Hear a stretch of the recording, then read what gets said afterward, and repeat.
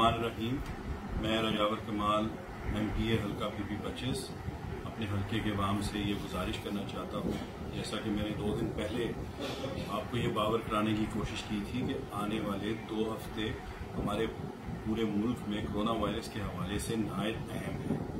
इसी हवाले से खुसूसन आपसे बात करना चाहता हूँ कि जैसा कि बहुत से लोगों ने आज सोशल मीडिया पर हमारे DPO साहब का पैगाम भी सुना होगा, पंजाब हुकूमत आइंदा 2 हफ्तों के हवाले से पूरे पंजाब में नहायत सख्त इकदाम उठाने जा रही है। इसी हवाले से जिला इंतजामिया ने भी जिला भर में डबल सवारी के हवाले से नहायत सख्त इकदाम उठाने का फैसला किया है।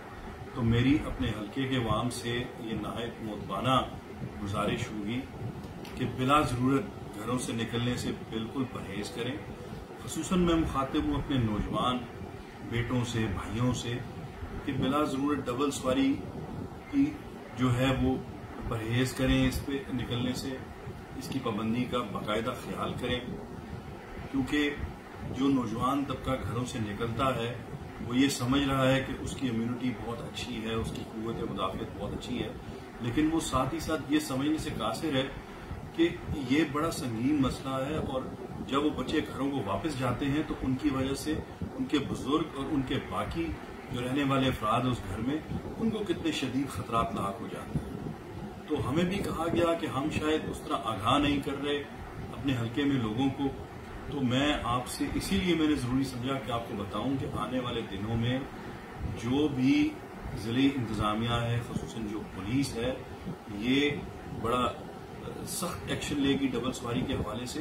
तो खुद भी अपने आप को इस मुश्किल से बचाएं और हमें भी इस शर्मिंदगी से बचाइएगा। साथ ही साथ ये भी जिला इंतजामिया ने आज फैसला किया कि जैसा कि उनके इल्म में लाया गया, मुख्तलिफ एजेंसीज की रिपोर्ट्स थी और DPO साहब यही बता रहे थे कि बहुत से ऐसे दुकानदार हैं जो बज़ाहिर तो उनके शटर बंद हैं लेकिन उनका कारोबार बाकायदा जारी है।